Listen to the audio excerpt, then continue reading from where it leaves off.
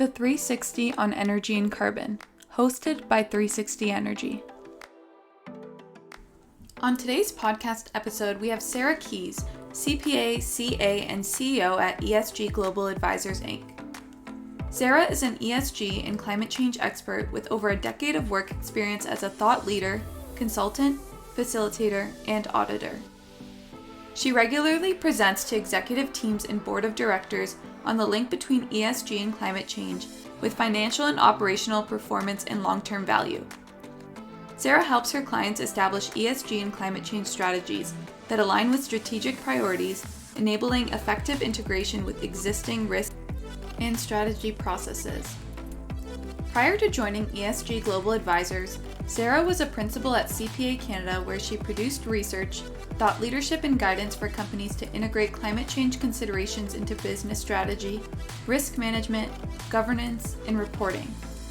Previously, Sarah held senior roles at PwC and MNP, working with the energy and mining sectors. She is the academic director and lead instructor for the Institute for Corporate Directors, ICD's, Board Oversight of Climate Change program. She also facilitates a module on ESG and sustainable finance in the ICD's Director Education program. She has a Bachelor of Commerce from McGill University, ISO 14064 Part 3 certification for greenhouse gas verifications, and received the 2018 Emerging Leader Award from CPA Ontario.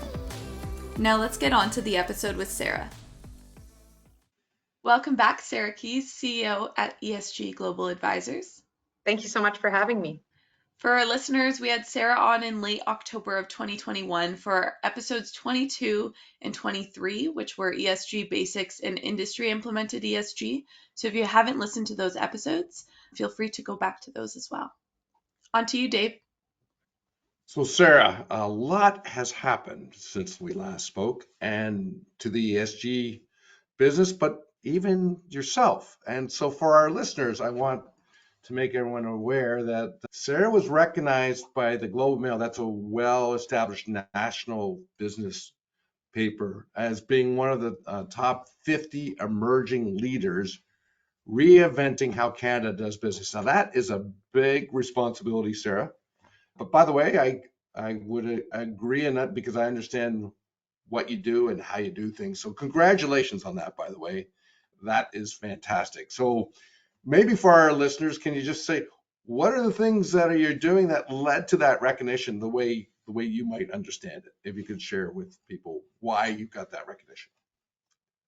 Thanks, Dave. Yeah, I'm quite humbled to have received it. And it's really a list of 50 influential change makers who are really changing the way that Canada does business and what that looks like in the future. Really honored to be included on this list because it really wasn't only folks working in ESG and sustainability. It's actually kind of a broader recognition of influential business leaders who are kind of changing the way we do things here on Bay Street and right across the country. And really, I think from my perspective, one of the reasons I was selected was really around the work that I'm doing with boards of directors of companies and investors, really trying to effect change in relation to, of course, issues like climate, which we talk about a lot in the ESG space, but also a broader realm of ESG issues, including diversity, equity, and inclusion, and a broader realm of social context and stakeholder capitalism. So it's really been around my work that I've been doing with Canadian business leaders to help educate and empower them to take action today at the pace and scale required to address things like climate change and some of our social inequalities that have really been highlighted during the pandemic. So a real honor to have been named to this list. And need I say, the pressure is on. Now I need to continue to make this positive impact. And I feel like eyes are on me. And so it's only motivated me to work even harder.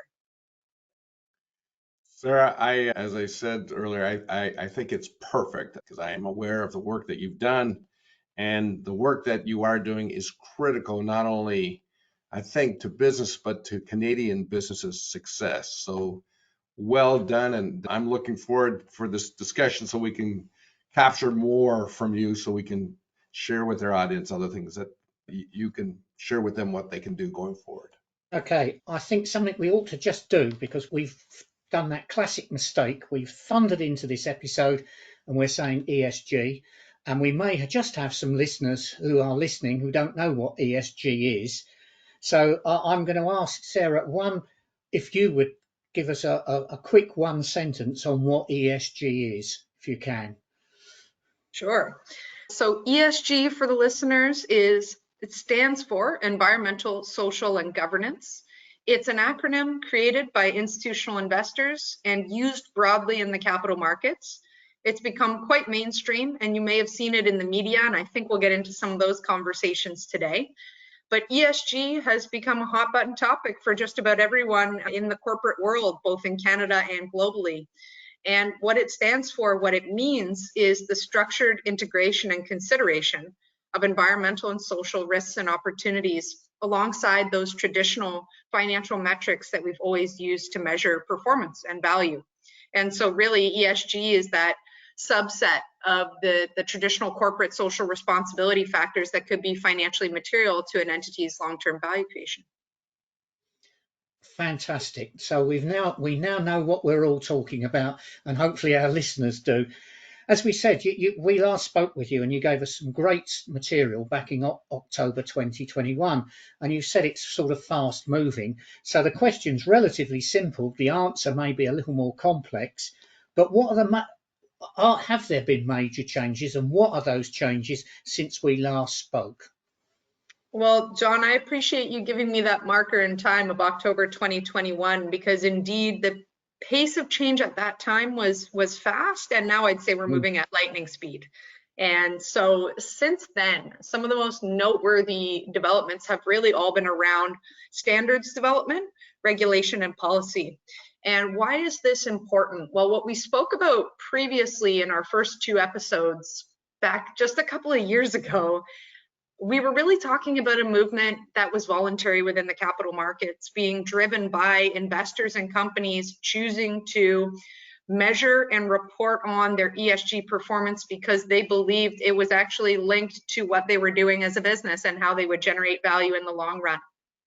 Fast forward to today, what we've really seen since our last conversation is governments, policymakers, and financial and securities regulators playing catch up, consulting with the market, understanding what are those frameworks that the market has coalesced around that are best practice and why, and how can we leverage that existing foundation to build smart regulation that leverages some of the work that's already been done in the capital markets while also moving the needle on critical issues with a primary focus on climate change, just given the time horizon that we find ourselves in today in 2023. So a couple of big ticket items I would highlight for our listeners. First of all, we saw the Securities Exchange Commission in the US in March of 2022 issue a proposed mandatory climate change disclosure rule. And this is groundbreaking because it's a new disclosure obligation for publicly traded companies in the United States to disclose things like greenhouse gas emission and climate-related financial risk in not only the regulatory filings, but even increasingly actually in their financial statements and the notes to the financial statements. Why is this important? Because transparency results in action. What gets measured gets managed. And once this information is provided to the capital markets, there will be a push to improve performance. So that is groundbreaking. Certainly thinking about the US being Canada's largest trading partner and previously our biggest customer when it came to our energy industry and now our biggest competitor. So these are really important economic shifts that we're seeing in North America from a regulatory context. Now, when we recorded in October 2021, we had just seen the Canadian rule come out, the Canadian Standards Association, the Canadian Securities Administrators issued their proposed climate change rule in October 2021. And so now we have the two regulators in Canada and the US saying we're going to require new disclosure on climate change. Well, hot on the heels of that comes the global accounting standards from the International Sustainability Standards Board. At the end of March 2022, they came out with their first two accounting standards for sustainability reporting. The first being IFRS S1, which is just your foundational reporting of sustainability information. And the second being the first focus topic of climate change, IFRS S2. And what we've really seen here is not only a global appetite for a baseline for consistent and standardized reporting, but a real level of support from our securities regulators, both in North America and globally, to actually adopt these standards and use them as that foundational baseline. So many of the efforts of the securities regulators were actually put on pause once those new standards came out. And wow, did those standards get a lot of consultation feedback throughout 2022. Over 1,400 comment letters went into the International Sustainability Standards Board around these new standards. And we know now that if we look to the future, by the end of June of 2023, those standards will be finalized. So all of that market feedback will have been taken into account, the standards will be finalized, and ultimately then it'll be up to the countries to endorse those and put them into effect. And that's the other piece I want to highlight, the establishment of the Canadian Sustainability Standards Board. In 2023, it is set to be operational. And I have the privilege of serving on the implementation committee for that board. And we're in the process of recruiting and announcing both the chair and the initial membership composition of that board. And their mandate's going to be twofold. First, to influence up on the development of those global standards by the ISSB to make sure a Canadian context is captured. And the second, really to take those global standards and assess their applicability in Canada, whether any additional guidance or implementation support may be required, or whether they can be accepted and approved and adopted as is. Now, the CSSB will not have the mandate to require corporations to report using these standards. That's the job of the securities regulators. So we really see all three players at the table: global accounting standard setters, the ISSB.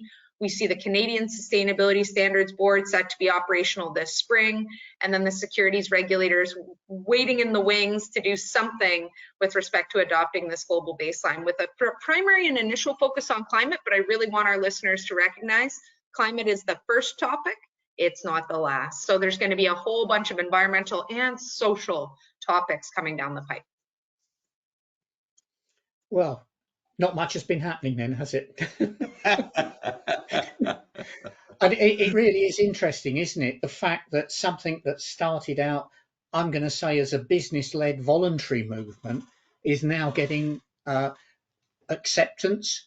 And North America, Europe, the UK, most of the developed economies are moving in this direction. But I've got a sort of follow-on question, and you know, with our sort of international view on things, we track what's going on in a number of different sort of newspapers, news channels, and whatever. And we were talking before we started this thing about how political we can be in our podcasts, and we've decided we can be political as long as we don't endorse any particular party. And I'm wondering, I know, and I'm going to say this from a UK perspective, we see certain newspapers, news channels in the UK that have maybe a slightly right-wing view that are pushing out quite a bit of negativity about ESG. So I'm reporting that as an observation. I'm not saying any more than that, but now I'm going to say to you, what's your view on this? Well, certainly, John, I think it's an important question, and I often joke with peers, colleagues, and even my team that, you know, be careful what you wish for. And I think for many of us in the sustainability space now, kind of using that new acronym we defined at the outset, the ESG space, for many of us who've been in it like ourselves for a number of years before it was mainstream, we hoped for this moment. We wished for this moment. Now, I think what we may not have contemplated was how not so great it might feel, because once it gets in the spotlight, it is subject to misconception, confusion, and indeed an appropriate level of scrutiny. And, you know, my colleagues and I, we talk about this regularly. We see this as an incredibly good thing, because I know we'll speak about it throughout the conversation today, but the reason we're seeing all of those new developments over the last, 12 to 18 months with regulators coming to the table is because without it being regulated, there is so much risk of things like greenwashing, which is a term we have heard consistently, over the past 12 months, as we've seen a lot of pushback against the ESG sentiment. And certainly it's not only in the UK, John, we see a lot of it in the United States, and certainly I'll speak to just a few of those highlights in a moment. But my observation here would be twofold. I think First of all, a lot of it is based on a misconception and confusion as to what ESG is and is not. I think the terminology and the lack of standardized frameworks for what it is that we're speaking about in clear terms, definitions, standards that ensure we're all comparing apples to apples, they're not quite there yet. And that's what those regulations I just mentioned are really looking to address. They're going to give us some of that standardized language and terminology to communicate on these issues in a consistent and comparable way. The second piece of it, though, is this notion that, the anti-ESG sentiment is all bad. I think it contains some pretty important critiques beyond greenwashing, even, for example, the use of ESG research and ratings, which has become prevalent in the absence of the regulation requiring consistent and comparable disclosure. So what we're seeing is a bit of a reckoning. And what this means is there will be a flight to quality, right? Away from quantity to quality. And right now we see a rapid growth in voluntary disclosures, but they're not balanced, they're not audited, and they are not linked to financial reporting. And that's what those regulations are coming in to address, those valid challenges and criticisms of greenwashing included in voluntary reports. By the way, it's not just companies, investors are getting scrutinized too, slapping ESG on investment products because they know there have been a heightened demand for these products over the past couple of years as ESG has gone mainstream. Now, I want to, take a moment just to touch on particularly what's happening in the US. And it's interesting, as an organization, we service clients globally and capital is global. I think that it is a bit of noise, if you will. I went down to New York. I attended the Series Global Investor Conference a few weeks ago. And the phrase that kept coming through my mind was, these investors don't care about politics, they care about policy. And when you look at the States, I think we're seeing a lot of headlines, John, from certain outlets in particular, and a lot of politicization, right? We've seen the governors general working together, banding together, trying to push anti-ESG, pulling state-managed funds away from organizations like BlackRock, who have set out a strong ESG imperative and agenda linked to value creation. So there is certainly real pushback. But Larry Fink addressed this in his letter. He spoke about the fact that $2 billion in funds were pulled, but they got over $200 billion throughout the year who were added.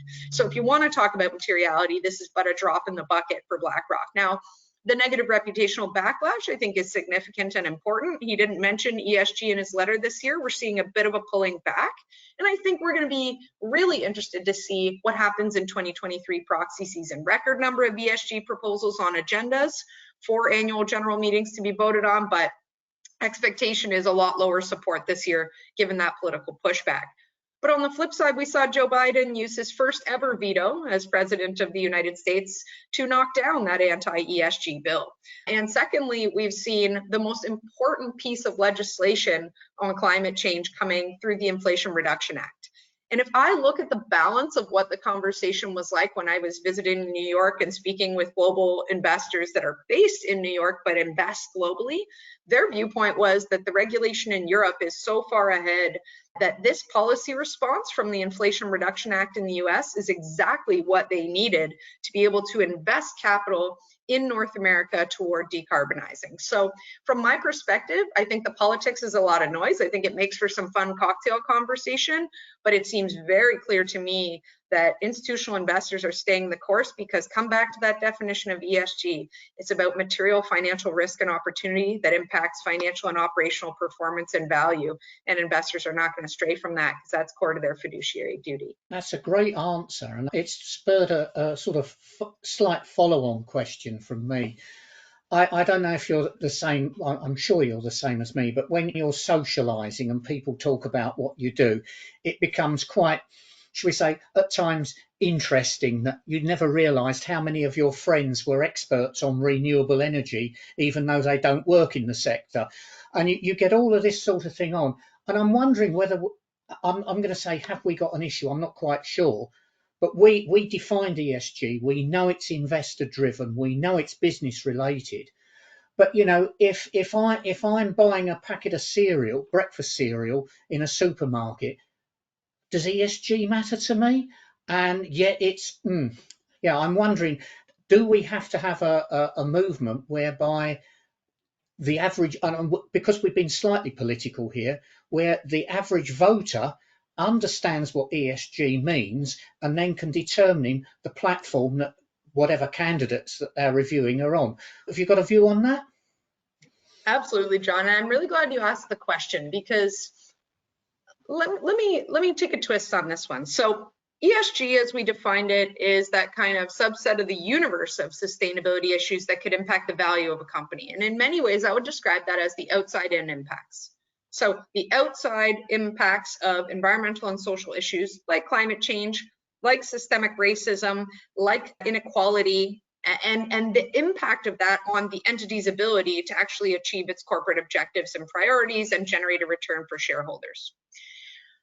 That's where I think it's really interesting. I think the attention to ESG right now is actually being a bit confused by the average person. They're really talking about that notion of sustainability, that kind of concept of the ability of current generations to meet their own needs while fulfilling the ability of future generations to have those same needs met: clean air, clean water, and so on. That inside out impact, the impact that the organization is having on environmental and societal issues, is becoming more and more important. And what I would argue is those lines are starting to blur. And that's why we hear ESG coming up at cocktail parties. Something that otherwise would be a conversation in the capital markets has all of a sudden found its way into our dinner tables. And what I think is important here is the notion of transparency. When I gave that recap of regulations, we talked a lot about regulators trying to understand the impact on the business.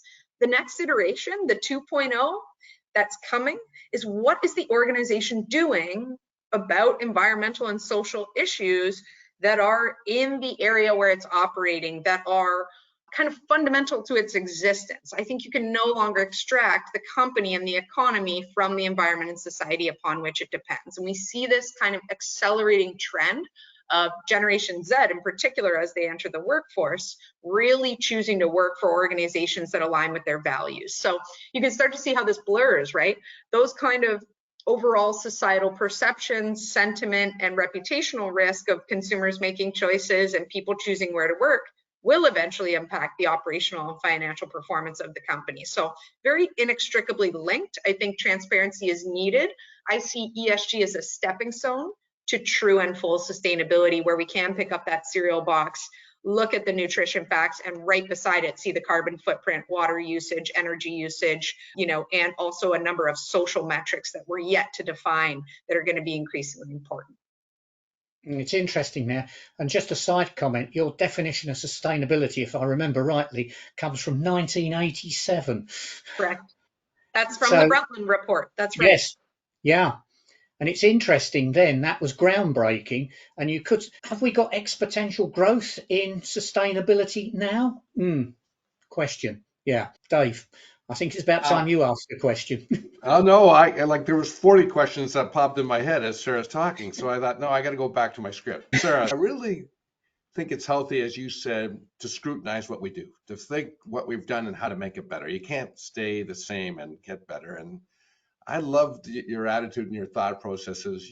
We can and should make it better. And it's good to scrutinize and have people challenge it. So I really like that. But there's something that, in my perspective, that would really, and we keep on saying this to companies, is that, when you undertake ESG activity, and we focus primarily in the E space, that is just really a good business opportunity. Your company's performance improves and things of that nature. So my question to you is, can you share any examples, since we last spoke, of how ESG is actually enhancing companies' performance? Now, you can start at a very high level, and you can bring, if there's any particular examples you can share, please do, if you could.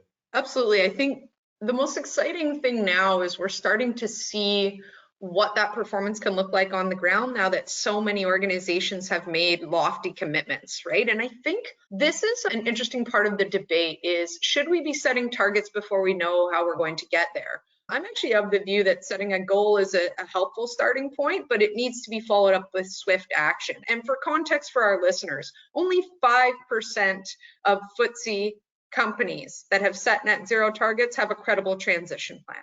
Okay, so this is the scrutiny of greenwashing. I mean, it is absolutely valid. And this is where I say this is a flight to quality. And I'm excited to see ESG get better and better, more refined, more sophisticated as we put that lens, that magnifying lens, and actually look under the hood. Now, there are a few different ways ESG can affect performance. I've given some of the kind of buzzwords of financial and operational performance, but allow me to give you a few more kind of tactical examples. Things like operational efficiency, energy efficiency, we've talked about this. This is the low-hanging fruit that has an inherent business case. The cheapest kilowatt hour is the one you conserve and don't use in the first place, right? You're saving on your energy bill, it's got a clear payback period, and your reduction in your scope 2 emissions is right there, it's clear. That, I think, has been a starting point for many organizations. But what I want to get into now is things like cost of capital. We talk about ESG as something that investors care about. And we're finding ourselves in a very challenging macroeconomic environment as we record this podcast, both on the debt side and the equity side. It's quite difficult right now for organizations to access capital, and it's getting very, very expensive in a high interest rate environment. So one example I would give you is of organizations that are issuing sustainability-linked loans right now. So they're taking their general corporate purpose financing facilities and converting them to sustainability-linked loans, or they're issuing net new sustainability-linked loans. Why is this important? Well, on average, sustainability-linked loans can get between 5 and 25 basis points reduction in interest rate if their environmental and social KPIs are hit. Now, what we're only starting to see is whether or not companies can actually hit them. Because if they don't hit them, in many cases, there's also a downside escalator where if they come in below those KPIs, they actually pay a higher interest rate. So you're now directly linking cost of capital with ESG performance. So it could go up or down, which is an important incentive and certainly something we know the CFO and the CEO and the board of directors will pay close attention to. So kind of a clear and present, obvious and quantifiable benefit from an interest rate perspective for those who can do sustainability-linked loans. We've seen lots and lots of companies in Canada doing that. A good example of that would be 407 ETR, privately owned highway, which has a majority investor Canada Pension Plan Investment Board.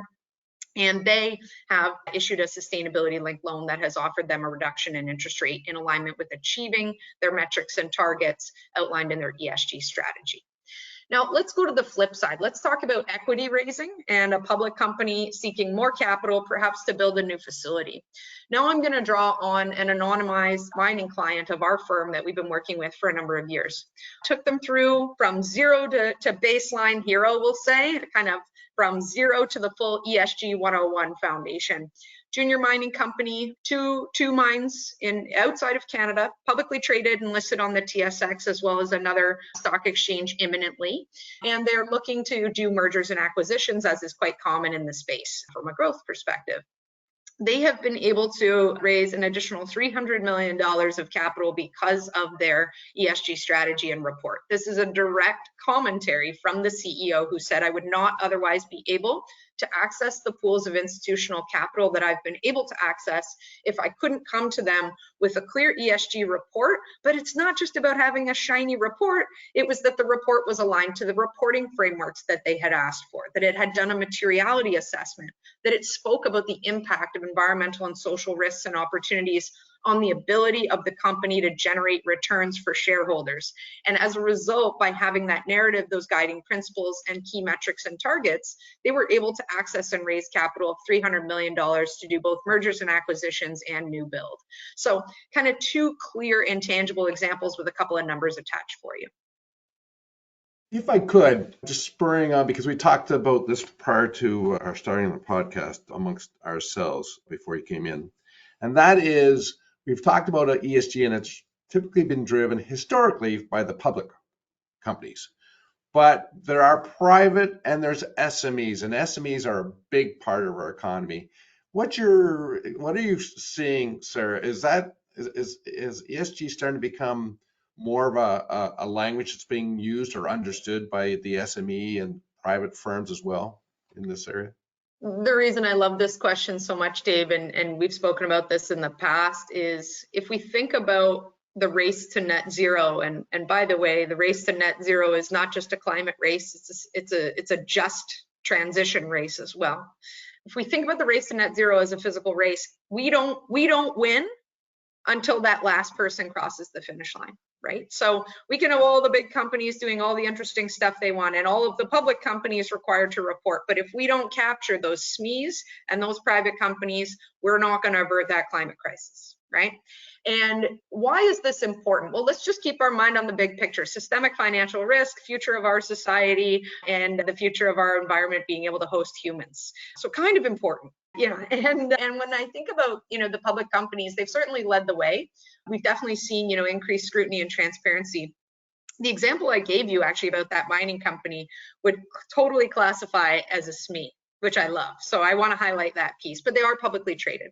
I want to just highlight, I guess I'll give you 3 angles. There's so many angles I could give you. I'll give you 3 angles as to how the SMEs and the private companies, and by the way, those 2 things tend to go together. A lot of those SMEs are also private or family owned even. And so how do we reach them if they're not going to be required by this regulation? I'm seeing 3 major levers coming from more the private side of things. The first one is actually where they are owned by a private equity firm or they have private debt investment. That investment is typically still managed by an institutional investor who has a private part of their portfolio, or it might be a sole private equity shop. The interesting thing here is if you think back to ESG being defined by the investors, they started integrating it in their analysis of public companies because that's where the information was most readily available. Today, they're heavily focused on their private portfolios, engaging directly with companies where they often have a seat on the board due to that private ownership structure to affect change much more quickly.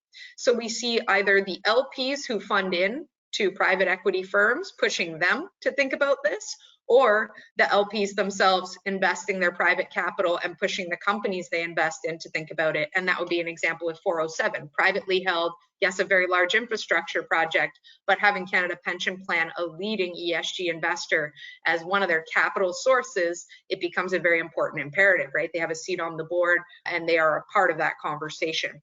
Now, I think that is one piece, but again, that's still investor driven. I want to flip it. I want to actually take us away from that balance sheet and into the income statement. You can tell I'm an accountant now.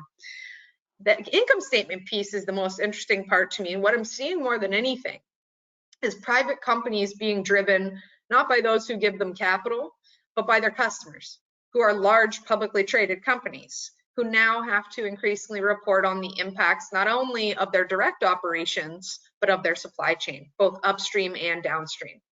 So now what we're starting to see is, given the new legislation that I mentioned earlier, proposed by the SEC in the US, this is going to capture, the largest Fortune 500 companies. They're all going to be required to report on their emissions associated with their supply chain.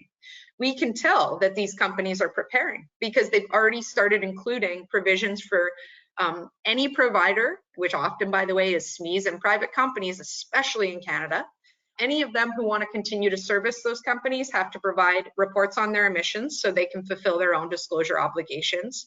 And increasingly, we're hearing from our clients, they're going into requests for proposals. So to actually win new customers and maintain your core customers, not only do you have to commit to measuring your emissions, you have to commit to setting a target and reducing them. I have even heard from tiny private companies that they've been asked to set science-based targets. I've heard from companies that have next to zero footprint. They just do research for pharmaceutical companies, but those big pharmaceutical companies need to report on their emissions.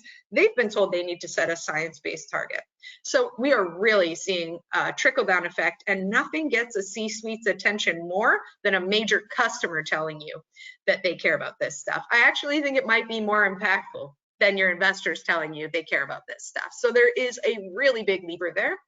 And then the third one, not to be forgotten, comes back to my earlier comment about Gen Z. We know that talent attraction and retention and human capital is one of the most material ESG issues for pretty much companies in every single sector, regardless public or private. Everyone needs skilled talent. And despite what we might think about ChatGPT and what it might achieve, today we still need smart people in the seats to figure out how we do this transition and how we make it just.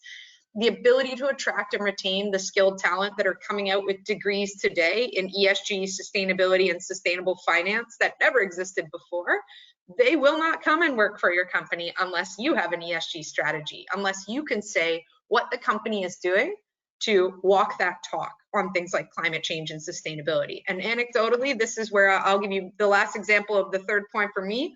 This is even an issue for me as a CEO of a growing ESG advisory firm. My ability to attract and retain the top ESG talent is not as much all about what are we doing with our clients, but also what's it like to work at the firm? Do we walk the talk on those values? And I'm proud to say we absolutely do. I mean, I think you can look at our composition of our team and it shows quite clearly, but that's something we have to work at every single day, hiring some of that younger talent. And we're an ESG firm. So, think about some of the other more traditional firms and how challenging that might be.